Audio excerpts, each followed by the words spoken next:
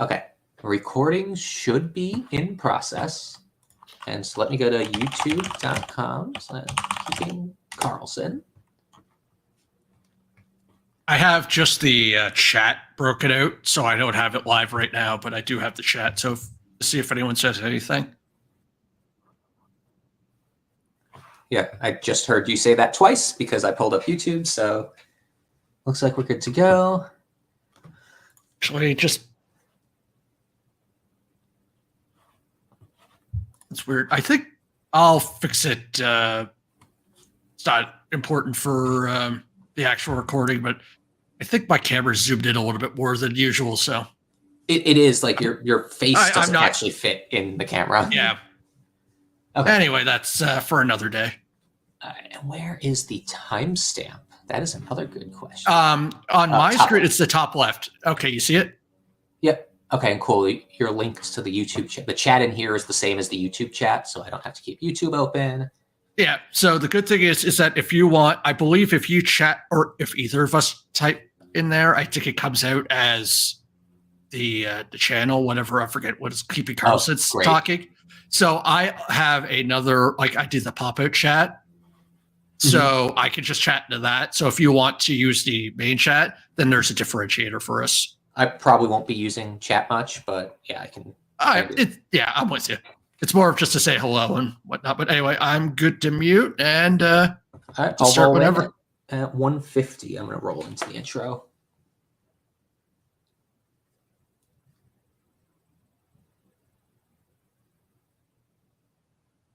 What's up, champs? Welcome to another episode of the Short Shifts Fantasy Hockey Podcast, brought to you by Keeping Karlsson.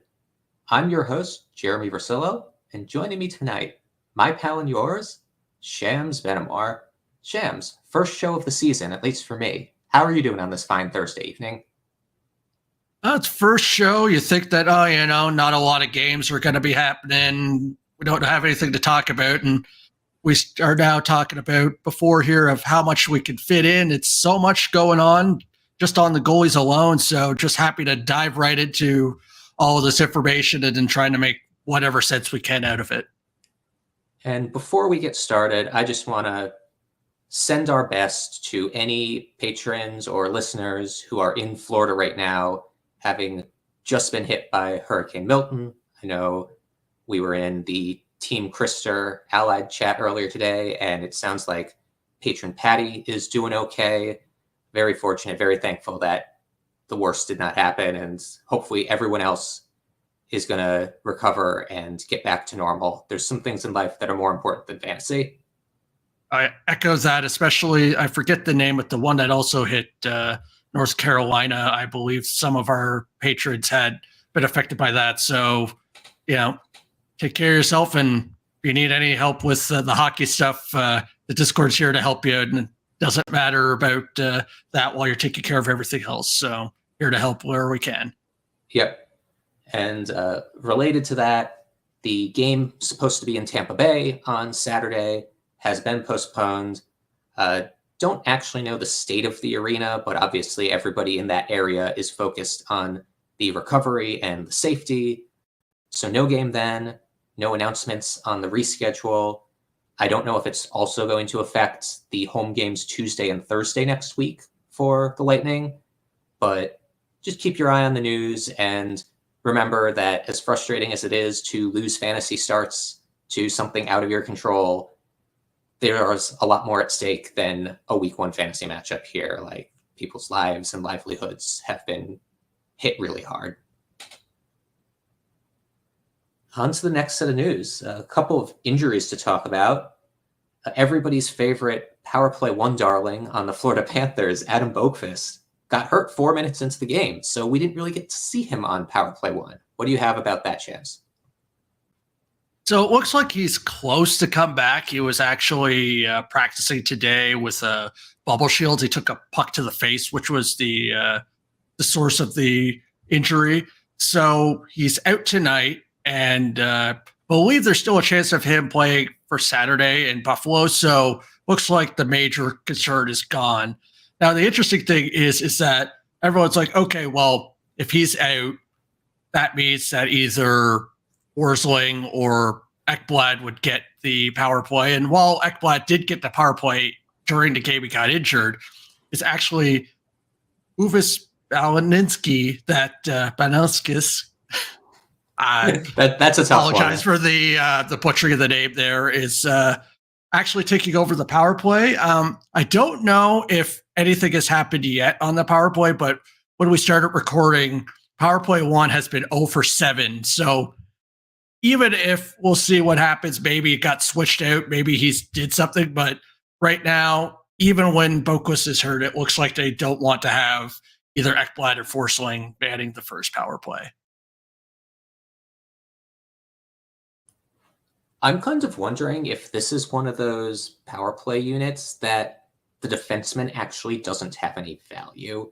You see it occasionally where just the forwards do so much on the power play, and Florida's a star-studded cast of forwards that honestly, whether it's Ekblad or Boqvist or Uvis Balinskis, I don't know if I want any of them. Is that a bit too overreactive? I think it could be like the reason I just want to see is that like without seeing the stats for the previous years, I can't really say much. So I feel like what it is that right now you got Boquist, keep him on your IR. I'd be fine with activating him if it's not too much of a effort on Saturday, depending on how your roster looks. And I'd give him a few games, but like most likely, unless you're in the deepest of leagues, you picked him with one of your last draft picks. And if it's like going, say, for 3 or 4 games, is he in there and he's not doing anything? It's not one of those situations where you have to be married to him. But I feel like I would give him a little bit of rope when he's back healthy. Next set of injuries, a trio of goalies are hurt. Joseph Woll ended up on the IR with Dennis Hildeby, the Hildebeest, starting today's game for Toronto. I think he's winning too. I think he's played pretty well. Woll going on IR to start the season is never good. I do know he has a massive injury history dating back to his like junior or college days. I forget which one he played in. A couple people I was talking to were expressing a lot of concern about him as a dynasty goalie, even just because he really can't stay healthy and goaltending is really tough on the joints and the knees. Another goalie, Juuse Saros, went day-to-day yesterday. Practice this morning was apparently a game-time decision, even though they confirmed Wedgwood hours before they said that. And Saros is not playing, but says it's nothing serious. Hopefully he'll be back in the net Saturday. And on the flip side, Ilya Sorokin was healthy enough to back up, but Semyon Varlamov is getting the first start. Anything to add on those three? Feels like 2 of them are pretty cut and dry, and who knows what's going on with Woll. Yeah, I feel like that's kind of be the situation. It's just, for Sorokin and Saros, I feel like it's just a matter of time when they get to play. So, you get your free stream with the other goalie. But for Woll, that's going to be an interesting thing, especially with the fact that it's just a normal IR. So it's not even like cap gymnastics, what you might see a team do. So it's just immediately with IR, going to be missing this whole fantasy week worth of games. That's something you don't just kind of do flippantly, especially when you have a back-to-back that you notice coming up. That's something showing a sign that you know that you don't want him playing, like either from that he's hurt a decent amount, or you're so scared that he could get hurt more, which is still an issue in its own right, that you're not going to play him. So I feel like it's, while you have the whole, he's on a good team, he's going to get the wins, but you can't get onto the ice, it doesn't matter. Next up, we got some clarity on the Boone Jenner injury. Unfortunately, he's going to be out 5 to 6 months. I don't think I saw exactly what it is, but that's really rough, especially for just falling into the boards, like non-contact, slip of the skate. Boone Jenner's such a fun player to watch and was poised to be one of the few bright spots in a reeling Columbus team. You had in the notes that you're going to let other people try to find gems on Columbus, and I kind of agree. I was looking at their power play units today, and I'm like, which of these guys do I want to own in fantasy? Maybe none of them. It's going to be a tough year for the Columbus Blue Jackets for sure. Yeah, for sure. It's going to be the situation. Someone's going to have to produce, but I'm not sure how well they will produce. So I'm hoping that if you could see someone doing half decent, they're probably going to be on free agency anyway, and then you just have to click your finger. And then if you get beat out, congratulations, you missed out on, you know, a half decent bottom roster player, because I don't think anyone's going to be like a league winner out of this team. I do think Adam Fantilli has some intrigue. Players of his caliber and his draft pedigree can often grow in leaps and bounds, and he's going to be thrust into some roles where maybe a better equipped team would slow their roll. He should have a pretty high shot volume, should get the time on ice. Maybe he'll evolve into a true 1C by the end of the year and show why he was ranked right behind Bedard in some people's rankings. Next up, I've got a fun little section that is one of my favorite things to do 1 week into the season. It's called Am I Overreacting? I am going to read to you a handful of statements that I have come up with based on things I've been reading in the Keeping Karlsson Discord, on other hockey forums, or just from the depths of my own mind. And you're going to tell me whether or not it's a complete overreaction or it's a good take. My first one, 5 out of 6 in Utah's top 6 is roster worthy, like not streamer, but hold for the entire year. That would be Clayton Keller, Nick Schmaltz, Barrett Hayton, Dylan Guenther, Logan Cooley. I would want any one of those players right now. So the only one I have reservations with to a level is Cooley, because if I remember correctly, he's not power play 1, and I feel like the offensive quality drops considerably after them. So like I'm fine 100% with the top line guys. Guenther, I was kind of like half and half, but like he seems to be, has the pedigree and he's on power play 1. So like Cooley's the only one where I am a little bit of a uncertain the fact that he's not on the power play. He's a straight center. That's the only one that, like, if you want to have him, sure, but I wouldn't be chomping at the bit and be like, oh, he's free agent in your division. What are you doing, kind of thing. But the rest, I'm with you. I want him on my team. Yeah, Cooley, another downside to Cooley is he does not shoot a ton, and with shots being a bit of value in Cupful, Cooley's kind of shaping up to have the classic Nick Backstrom type of stat line where even if he gets, 70 points, it may be 60 assists. And with not a lot of shots, that actually may not be valuable in certain fantasy leagues. I will note he does have a power play assist today, while on power play 2, as you said. So him and Michelli and Lawson Krause hooked up for a goal. But yeah, I'm like drinking the Utah Kool-Aid, like just the way they've treated that team since they've arrived and the young players all poised to break out. I think they're going to make the playoffs this year. I'm probably as high as anybody can be on Utah right now, which is going to be interesting. All right, second statement. Drop them while they're not hot. Jack Quinn. I think Jack Quinn should just be off your roster. And coming from me, this is a lot because I drafted him in like the 11th and 12th rounds in a few leagues. I thought he was going to surpass Peterka as the third forward you want on Buffalo. I thought he was going to be 2.7 to 3 shots per game, 60-point guy. I thought he was a late-round gem. And having watched the disarray Buffalo is in and the deployment he's gotten, I've already cut him in the leagues I drafted him in. I'm 100% with you. Is that like I wasn't as sold with him on like during the draft, but he was this kind of guy that like, hey, I'd rather take a shot on Quinn than taking like a Killorn or something late in the draft. Like, so drafting him, taking a shot on him, but with the play of just Buffalo in general, like I have Peterka and Tuck right now, and I'm like, did I make a mistake? And they're actually getting, ice time and like deployment. Quinn is not doing that. He's not taking any shots. I would say just cut bait and just find your hope elsewhere. Hopefully you didn't spend too much draft capital on him. Yeah, so this is more of an I told you shit so from you than a change of opinion. I definitely have changed my opinion a little quickly, which was why I was wondering if it was an overreaction.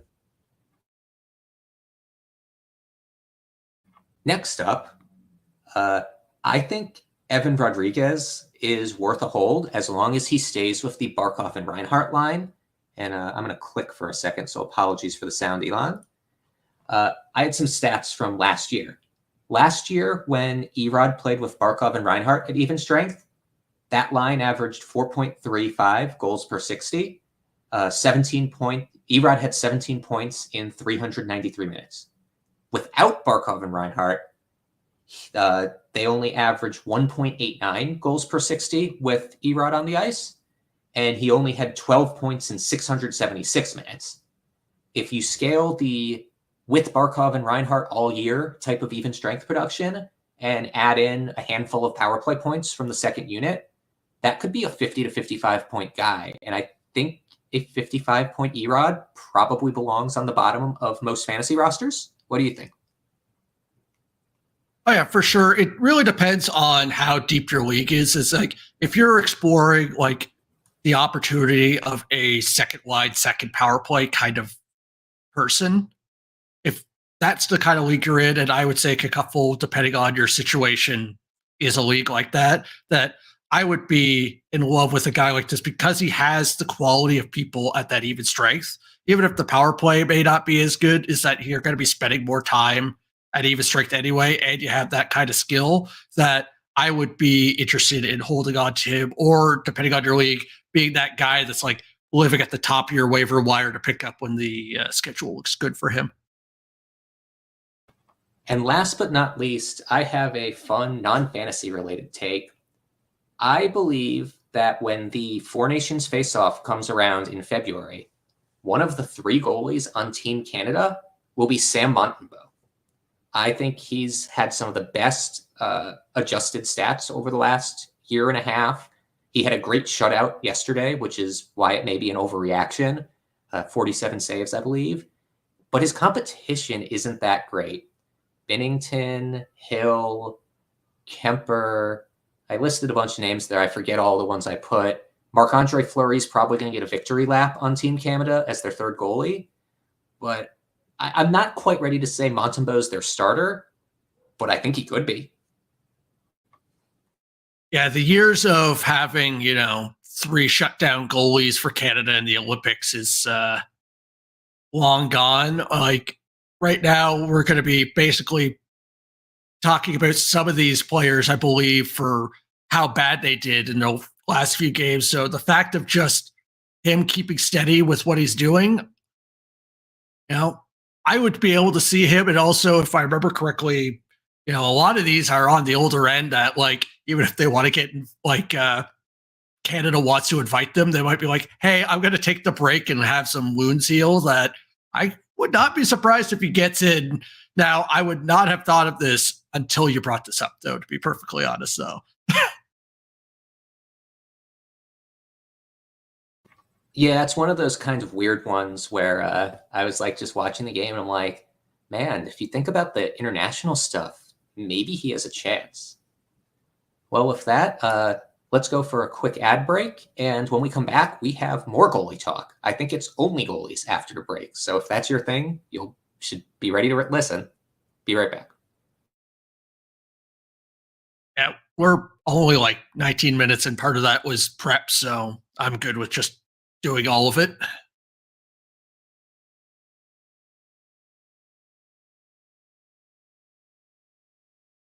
Good to go whenever. Yeah, my mute unmute hotkey is not working as well as I'd like, so I'm going to talk to Elon about getting a mic and then setting up the external muting on it.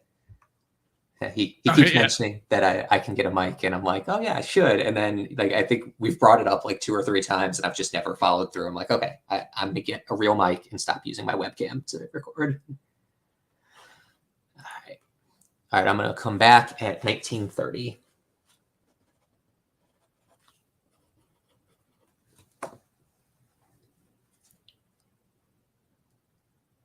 Welcome back, everyone. As promised, we've got some goalies to run through. Shams, you have a list of goalies who had absolutely awful performances in their first game. We're just going to run through them rapid fire style and give our takes. You may or may not agree with them. Why don't you start with the first one here? Oh, well, they're back to their old selves of last year of just not doing anything in the first game. Stuart Skinner had allowed 5 goals on 13 shots, and it could have been more, but he got pulled in the second period. So the way I look at this is that I know people like Calvin Pickard, but I see him in Detroit. I see him, he's a journeyman for a reason. That I am willing to hitch my wagon still on Stuart Skinner. He had this crappy period last year, and then hopefully that he comes out of it like he did last year. It's not, it's a brutal pill to eat early on, but it's not like they have, anyone else to come take the job from him. Agreed. I'm not panicking on Stuart Skinner, and if someone by some miracle drops him or is trading him for cheap, I would drop possibly 100% of my fab on Stuart Skinner if he gets dropped in Cupful. Next up, Tristan Jarry, 6 goals allowed on 41 shots for an .854 save percentage. I think it is what it is. I think anybody drafting Jarry expected a crappy performance on a team that might not even make playoffs, and they were just hoping for the game volume. He had a terrible year last year, and I don't think Pittsburgh is any better than they were last year. So I think there is more of this to come. I think he's going to be very frustrating, and even more so when Alex Nedeljkovic comes back from injury, it may end up a timeshare or he could lose the job. That's just not going to be a fun situation. Hopefully you didn't spend more than a late round pick on Jarry. Yeah, and to add injury to that is that Blomqvist is starting because it's a back-to-back, and they're currently winning 4-1 in the second period. So I know it's the Red Wings. I'm a fan, but they're not, total turnovers. But the fact that he's able to do that is not a good sign for just Jarry in general. Now, talking about teams that are probably more pushovers, we're going to go to Chicago, and Petr Mrazek allowed 5 goals on 26 shots for an .808 save percentage against, I believe it was Utah. And this is one where I feel like it is a concern because last year he was able to survive because it was no one was behind him. And then right now, while injured, it looks like that Brossoit is ready to come back soon. And I feel like that, the old just being able to eat the bad starts and then maybe get some good starts and then that will average out. I will fine with riding that for now, but the second that Brossoit comes back, this could turn into a split, or even worse, Brossoit might just take the whole net. I agree. And to add to that, even worse, I think Chicago got better slightly from last year. And by doing so, made the goalie situation worse. Because last year you could rely on 40-plus shots, and 6 goals on 40 or 45 shots isn't the end of the world, let alone if he manages to pull out a win on that.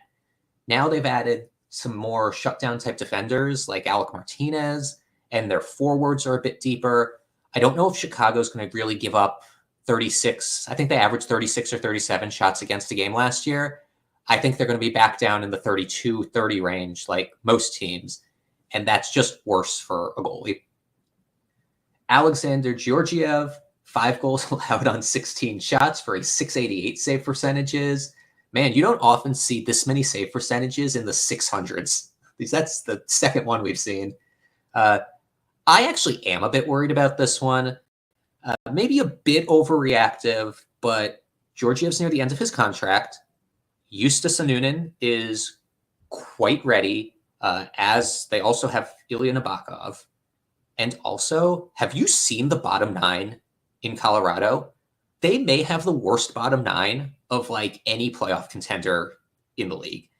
I think they're going to give up a lot of high quality chances against this year. And I think they're still going to win games and be a playoff team. But I don't think I'd rather own Bobrovsky than Georgiev if you're going for a goalie who's just going to get you wins. I'd rather own whoever comes out on top of the Vegas tandem. But yeah, I'd be a bit nervous to have Georgie right now. I'm with you. On just Colorado in general, they really need to have Nichushkin and Lehkonen back. And even with that, then they would have a decent top 6. Then the bottom 6 would still be kind of sketchy in general. But with that team, is that it really just kind of depends. Is that I'm not much of a prospect person, so I'm not sure how to feel about a Noonan and the I believe you said Nabokov. So if they have people that could potentially take over, and the fact that Georgiev got pulled, like I guess you're going to get pulled with a 688, but like there's got to be something there to like give the coach some sort of life. That there was even, I believe, some talk early in the season, I believe in the offseason, that they wanted to put Noonan in the game more. So Georgiev is opening that door even further. So I am paranoid with him. And go. Why don't you restart and finish that? So do you want to add on to that, or do you want me to go to the next? I'll go to the next one. Okay. And talking about opening up a door, while it was a win, Dan Vladar didn't really put up much of a good protection with a 5 goals on 20 shots, having 800 save percentage. Got the OT win, but the nice thing is that this is kind of a double-edged sword, is that he got the start, so he has the coach's interest in him. He did just find it up that I feel like this is going to be that situation where him with the experience matched with Wolf, that we all know he has the pedigree, but with the kind of just, young goalies, they want to take them slowly, that this is primed for a 50-50 split, or like kind of a shifting hand back and forth, that like there's not going to be really any regularity of knowing, next Saturday, I know it's going to be this guy unless it's a back-to-back. So that's going to be the part that just kills any interest in having either goalie. Yeah, I think that there's a good chance that Wolf is the starter by the end of the year. I don't have much of a belief in Dan Vladash. Wolf is also one of the best prospect goalies. He was drafted late because he was undersized, but has continually put up like 925s at every level he's played at. The other thing that's interesting, I'm going to pull something up from a bit later. There was a line from the coach, and we know how everybody loves coach speak. The coach said it's a win and you're in situation, which I've actually never heard it described that way, but we've definitely seen in the past where the coach will keep rolling with a goalie until he loses a game. So if he actually holds true to that, maybe that can help you predict who's in net next time. If I remember, the Islanders did that one year when Sorokin was a bit younger. And so, if Wolf plays Saturday and wins, maybe he gets Tuesday also. It's going to be interesting to watch. Who do you think gets more starts this year, Wolf or Annunen? I feel like Wolf probably has the best chance, but I feel like that Annunen has the highest peak of potential. Like, I have a feeling that unless there's an injury or something, that they're going to try to keep the leash on Wolf a little bit.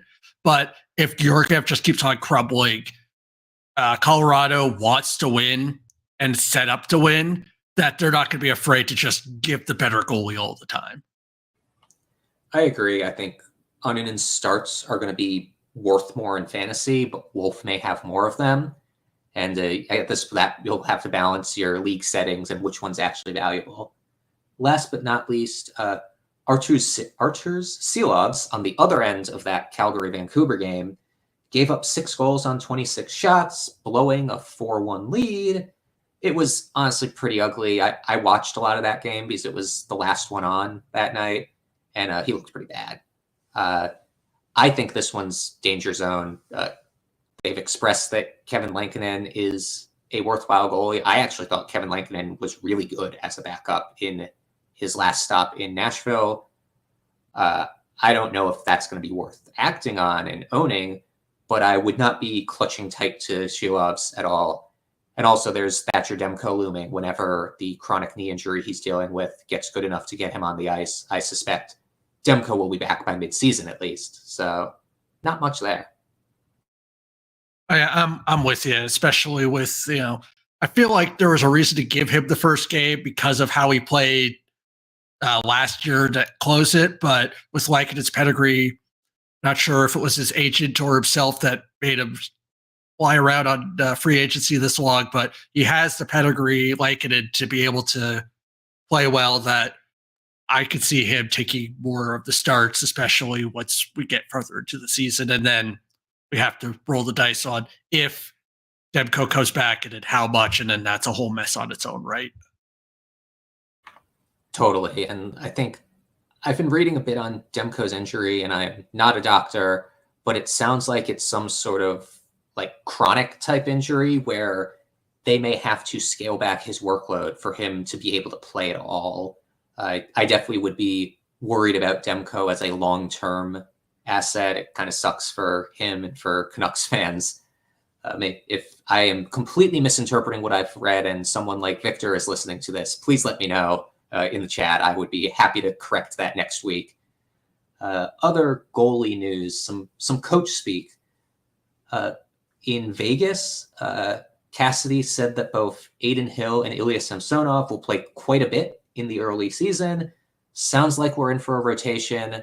I had part of that rotation last year. They also both got injured last year, that being Hill and Thompson. And Samsonov is not the healthiest of guys either. This sounds like a headache. I don't want to deal with it, but they probably are both worth owning if they're going 50-50. Well, what do you say?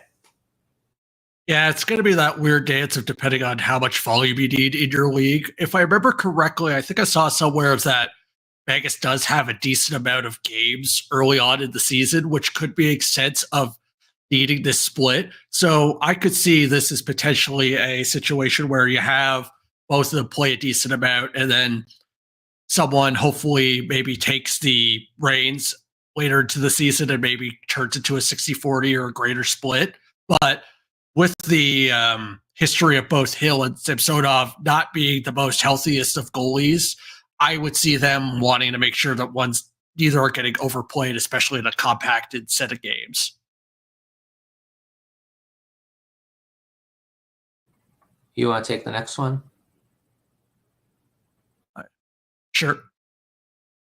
And going to the next team, Detroit, with going from a mess of goalies last year to another mess of goalies this year with a new face. We got Billy Husso, who is supposedly healthy right now. I think he's played today. I'm not sure what the final score is. It's 4-2 right now, so it's not looking so hot for him. Then we got Alex Lyon, the upstart that was brought in that kind of took the reins last year, but didn't really do too much with it other than volume. And then out of nowhere, they decided to sign Cam Talbot to be the third. It was enough of kind of a headache, the fact to have Husso and Lyon together. Now that they add Talbot and all of them are made the team, and the coach says he's confident starting any of the three in net, this is going to be just the biggest headache, because in other leagues, other teams, is that usually one of these guys has waiver eligibility and they could just kind of sneak them down and then stick with two. But all of these three need waivers, and all three of them are good enough that I wouldn't be surprised to get claims. So they're not going to risk any of them. They're all going to hang around. And if they're going to hang around on the team, they're going to be played. So this is going to be a situation where, I'm a Wings fan. I'm not the homer that thinks that they're going to, win the cup. So they're not the greatest team. So you're not guaranteed a win when they play. You're not sure how it's going to end up, even just overall with the skill level, because none of them have the greatest pedigree and they're not going to get volume. This is a situation where I'm not even 100% sure I want to spot start them when it comes up for streaming. Yeah, I kind of agree. Spot starting them means you expect the Wings to win, and that may be a team by team, opponent by opponent decision. And I doubt any of them are going to get 2 starts in a row, at least while all 3 are healthy. So that really kills any fantasy value. Question in the chat. Kevin asked, which injury-riddled number 1 goalie would you rather take a bet on, Woll or Hill? I said Hill. I just think he's got the better health record, and I think the teams are pretty comparable as far as the wins and the score lines they're going to have. What say you? I'm with you on that. And then the add is that the alternatives on each other's teams is that I would be more afraid of Stolarz than Samsonov. So even with us talking about the split potential, is that Samsonov flared out enough, has his own injury risks. So there could be a situation where they are just forced to play Hill anyway. And last but not least, we have another goalie triumvirate to deal with in Minnesota. Gustafsson, Fleury, and Wallstedt were all on the roster to start the season, with the coach saying that Jesper Wallstedt has earned the right to be here. And then Wallstedt got sent down before the first game. I did some research on that. It sounds like he was sent down because Declan Chisholm was sick, and so they needed to recall Damon Hunt to play defense for them. I suspect Wallstedt does come back up in the next couple days when their full roster is healthy. And I kind of read this as, I still think Gustafsson's going to get about half the games. I think Wallstedt's going to get a couple starts early in the season. And unless he forces their hands, they're just going to send him down to let him start 60 games in Iowa this year. And then Fleury's in his last season. He's just here for the fun of it. I don't think he's going to play more than 25 games or 30 games. Do you have a different read on this situation? I think that makes sense. It really just depends on, I feel like it's Gustafsson, it's his net to win. And really, I guess it's the idea will be, it's just kind of keeping an eye on his stats, keeping an eye on what the coaches say and that kind of idea. And then see if he leaves the door open. But if he plays well enough, I'm with you, is that, Fleury is probably going to be on that, retirement tour. He literally announced it before the start of the season. So I feel like we're going to have those kind of situations where he's, trading pucks and whatnot and when he's at certain venues, but I'm not too worried from him. But he's going to take enough to kind of still bring down everyone's value enough, but not enough to actually care about him. So it's that weird double-edged sword with him. Yeah, that sounds about right. With that, that's the end of our first short shift of the season. Shaking off the rust here, just like some of these NHL teams who have given up a lot of goals early. Thank you for joining us. Be sure to give us a follow at Short Shifts KK. Actually, is that even true anymore? I think Lewis moved over to Blue Sky over the website formerly known as Twitter. I'll get Lewis to update this outro, as well as Brian and Elon at Keeping Carlson. Please use www.gamedaytweets.com to get all the best info about goalie starts and lines and searchable tweets by player name. Real useful resource. I have notifications for it, and that is why I can often get goalie starts before most of my league mates. Visit that site and the other great sites we use for research on Yahoo, Frozen Tools, Icy Data, and Natural Stat Trick. Our intro and outro music was created by Pat Roach, and John Reed is our digital media producer. Until we see you next time, play smart and keep your shifts short. Okay. So I believe what I can do is I can hit end stream, and then we wait here for it to upload. Yeah, I believe, if you hit end stream, and I believe on recording, you can see the upload record.